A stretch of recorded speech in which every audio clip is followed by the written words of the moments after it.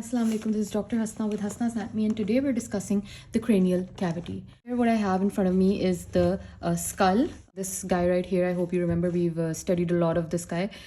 Today we're going to open up his cranial vault or the roof of the skull, and we're going to study him from the interior of his skull, which is known as the cranial cavity. So guys, here you can see three different levels in the cranial cavity that are quite prominent.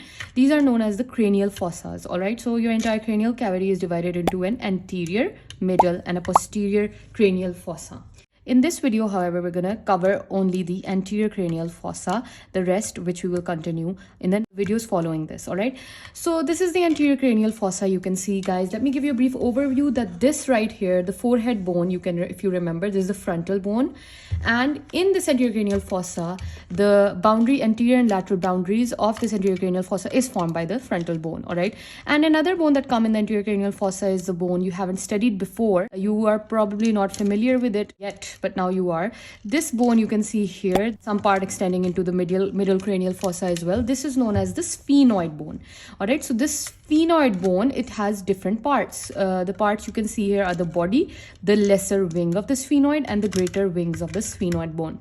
But today we're going to be focusing more on the anterior cranial fossa part of this bone. In the frontal bone, these are the two orbital plates. Why? Because these are forming the superior part of the orbits of your eyes. Therefore, they are known as the orbital plates of the frontal bone. Another bone that you see in this anterior cranial fossa is this bone in the center right here, known as the ethmoid bone. Here you can see there's, unfortunately, this plate over here that is normally found is, but like it's not here, but that part of the ethmoid bone that's supposed to be lying here but it broke, that is known as the cribriform plate. That is very visible in the anterior cranial fossa. Cribriform plate is basically going to be separating your anterior cranial fossa from the nasal cavity, because if we go down here, we can see that this is entering into your nasal area. And what's the significance of that?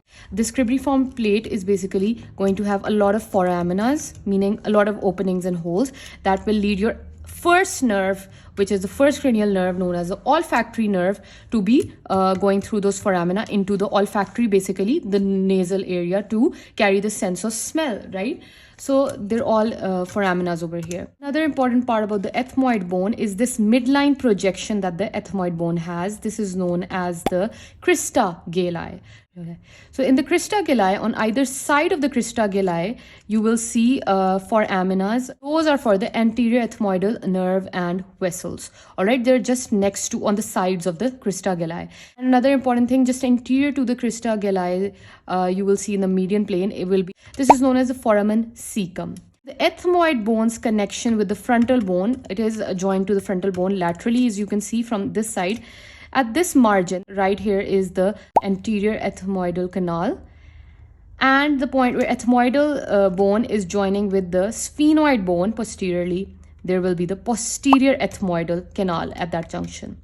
We've talked about the ethmoidal bone, and now let's go ahead and talk a little about this sphenoid bone, which is quite important in the anterior cranial fossa. Now, the sphenoid bone basically has a central body, is known as the jugum sphenoidale, or the center smooth area. And as the jugum sphenoidale goes lateral, the sphenoid's lesser wings begin. All right, this is the posterior border of those lesser wings.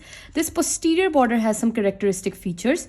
Medially, these posterior borders are projecting medially to form what we call the anterior clinoid processes. You can see their processes, meaning projections. The part where the lesser wing is joining with your body of the sphenoid bone, you can see right here, these are the two foraminas called the optic canals, which carry the optic nerve.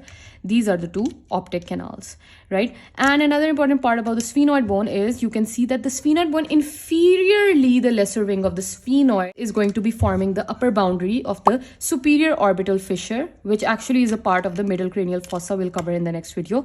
But you should know that the lesser wing of the sphenoid's inferior part is constituting to forming the superior boundary of the superior orbital fissure. It's right inside over here.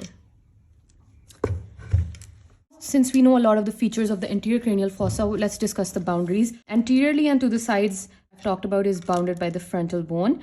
Posteriorly, it is bound by the lesser wing of the sphenoid and the anterior clinoid processes, and a part of the sphenoid bone called the sulcus chiasmaticus that we'll talk in the middle cranial fossa. The floor is formed in the median plane by cribriform plate, the a jugum sphenoidal right here, which is the body of the sphenoid bone.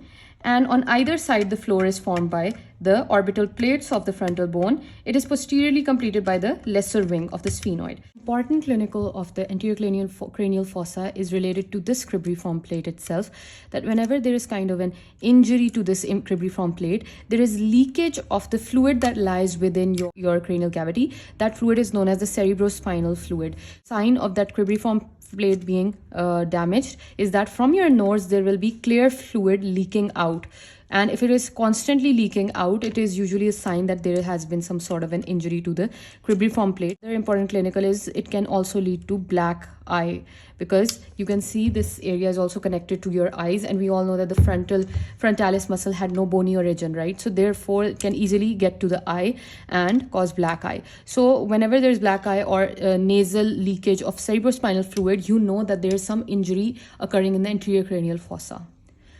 So guys, that was all you needed to know about the anterior cranial fossa. In the next video, we discuss middle cranial fossa. So tune in, subscribe to my channel. See you in the next video. Thank you so much for watching.